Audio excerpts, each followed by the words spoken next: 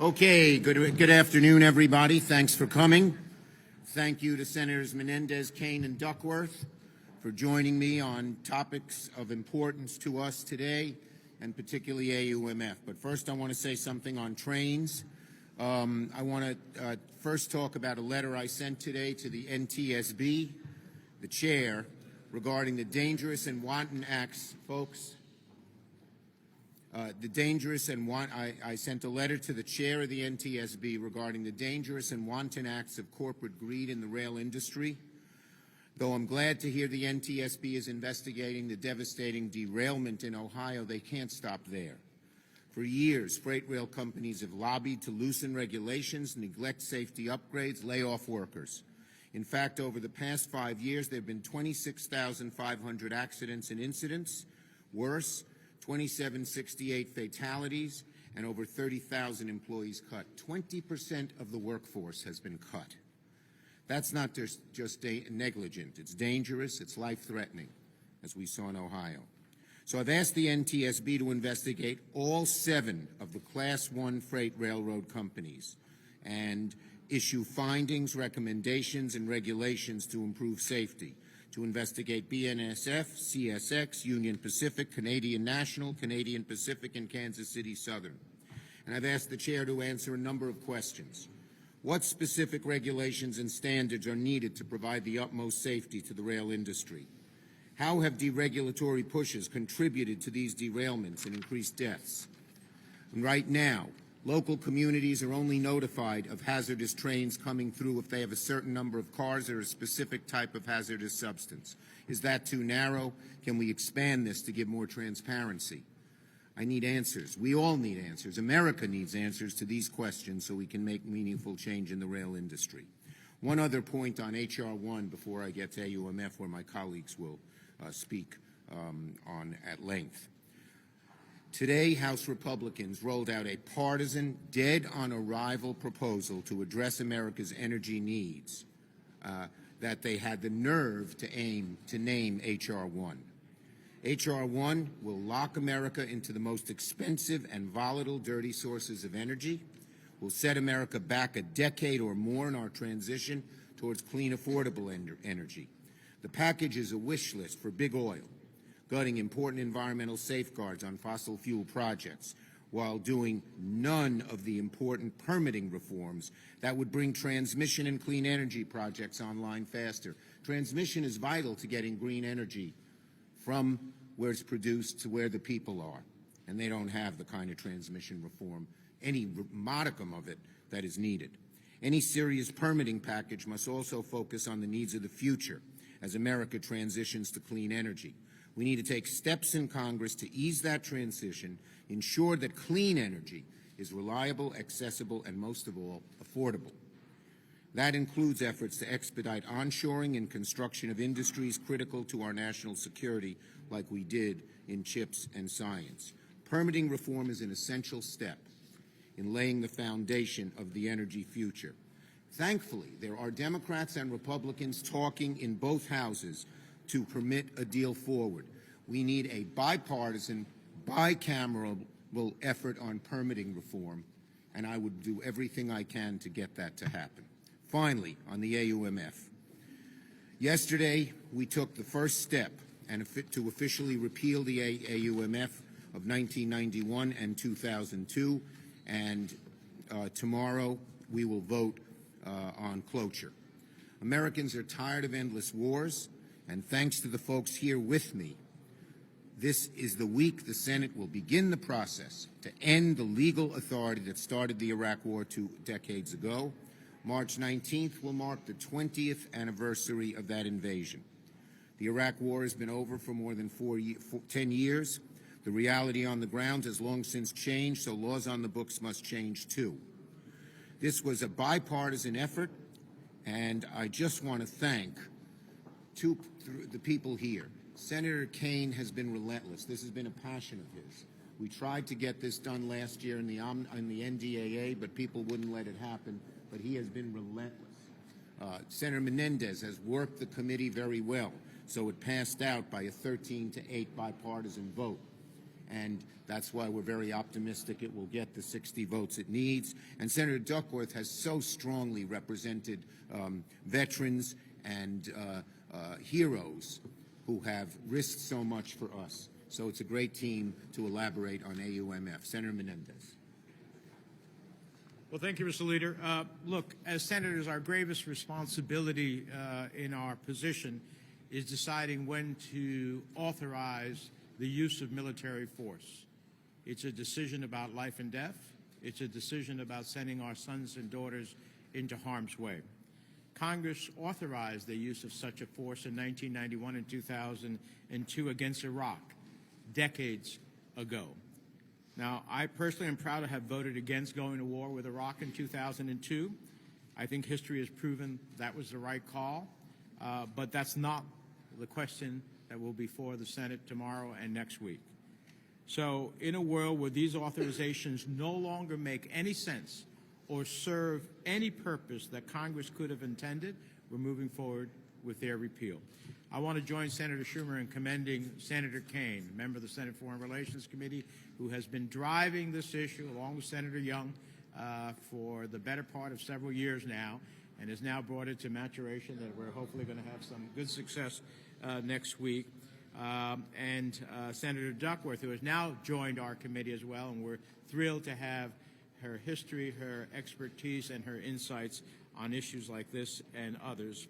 The Iraq of 2023 is far different than the Iraq of 1991 or 2003. Saddam Hussein has been dead for 2 decades.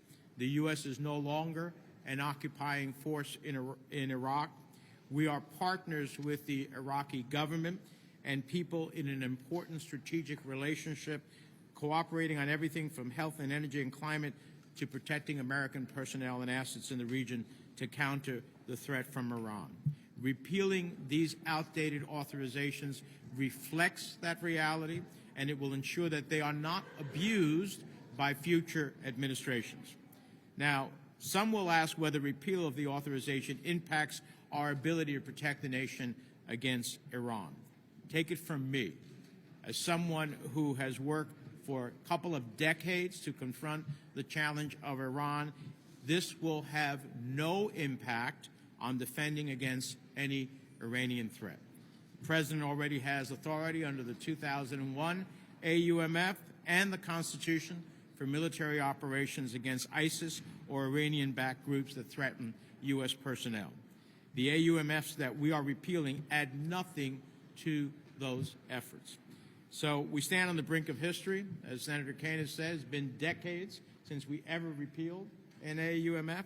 We're asserting congressional responsibility not only to declare war, but to finally end those that no longer need this authority. With that, let me turn to Senator Kaine. Well, thanks to my colleagues, and I want to thank Senator Schumer, who, when we first got this bill out of committee in the last Congress, promised me a floor vote, and then circumstances conspired against us, but his promise didn't have an expiration date on it. And he said when we started into the 118th Congress, keep working and we'll do this. The Iraq War resolution was passed in October of 2002. I was the Lieutenant Governor of Virginia, had no interest in being ever in the United States Senate, and certainly didn't know that I one day would be. At that time, I had no idea that my 12-year-old son, oldest son, would become a Marine infantry officer. But I listened to that debate about the Iraq War, and it infuriated me. It infuriated me that it was being forced on Congress right before a midterm election. The invasion didn't start till March. There was nothing about that debate that was sort of according to Hoyle. There was no reason it should be put into a midterm election context, but that's what happened, and it so angered me that when I eventually got elected to the United States Senate in 2012, I fought to get on the Armed Services and Foreign Relations Committee so that I could work with colleagues to try to get Congress to take more seriously the grave responsibility in Article 1 that we shouldn't go to war without a vote of Congress. Iraq is no longer an enemy. You followed, Secretary Austin was there last week, a very productive meeting with Prime Minister al-Sudani to talk about the work we're doing with Iraq to continue to battle against ISIS and other non-state terrorist organizations, to check Iranian aggression, to promote regional stability. There's no reason to have a war authorization against a nation that is now a security partner. So after 20 years, It's time to repeal this and show again that Congress can exercise that Article 1 muscle. There's more to do in this space, but if we begin with this repeal, and then hopefully with a good bipartisan vote, send a message that can gain some momentum in the House as well, where we have very broad bipartisan sponsorship, Congress can start to take back this power that is the most sacred one we have and that we should jealously guard. Let me now introduce my foreign relations colleague, who is a warfighter and a hero and a superb senator, the senator from Illinois, Tammy Duckworth. Behind you here. Thank you. Thank you, Tim. You know, in 2012, I first started talking to Senator Kaine about this because as he was being sworn into the Senate, I was being sworn into the House and onto the House Armed Services Committee. And I wanted to talk about ending the AUMF because I think it is the best way that we can support our troops. Look, most people run away from battle, but our service members run toward it. They watch their brothers and sisters get wounded. They miss births and funerals, school plays, and college graduations. Then they come home bearing the wounds of war, both visible and otherwise. They will always do their job, our servicemen and women, defending our country, no matter the sacrifice. So they deserve to know that they have the moral support and most current legal backing of this nation. But for more than 20 years, Washington has failed to give them that. One of Congress's most solemn duties is deciding when and how we send Americans into combat by debating and passing authorizations for the use of military force. These documents set the legal framework for military action that are supposed to define the mission for the Americans who are going downrange. But lately, too many in these halls of power in Washington have shrugged off that duty, hiding behind this outrageously outdated document. They've been scared of the political risks that come with bringing these wars back into the spotlight.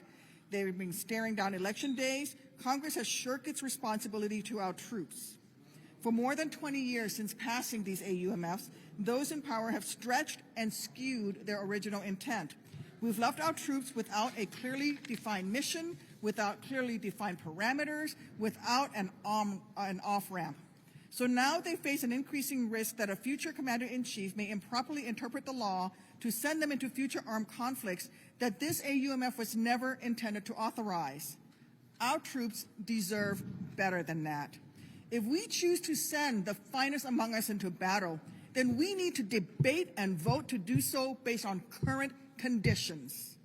Enough of being more worried about political consequences than about our troops in harm's way.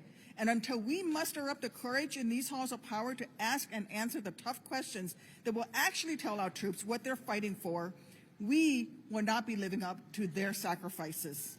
Instead, we will be leaving them in an endless loop, refusing even to look for that off-ramp. Look, it really shouldn't be that hard.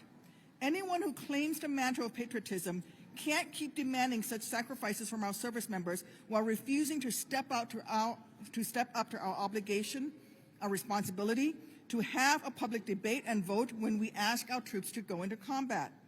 It's time, it's long past time, that we repeal this decades-old AUMF and start honoring the troops in the way that they deserve, maybe with a little courage ourselves. Thank you. Thank you, Tammy. Okay, question. Senator Schumer? Yes. Do you support the Senator Warren bill to push back the deregulation of Dodd-Frank? Okay, we need strong legislation, and hopefully we can put something together that's bipartisan. Leader, Yes. Does anything about this crisis with SVB and other banks, does that concern you in the way that things were in 2008? And does that spook members in trying to figure out what is the right course of action in these circumstances? Well, look, I have faith in President Biden, Secretary Yellen, and the Federal Reserve. They have all hands on deck to manage this and keep our economy What about sound. Congress? What about Yes. Congress?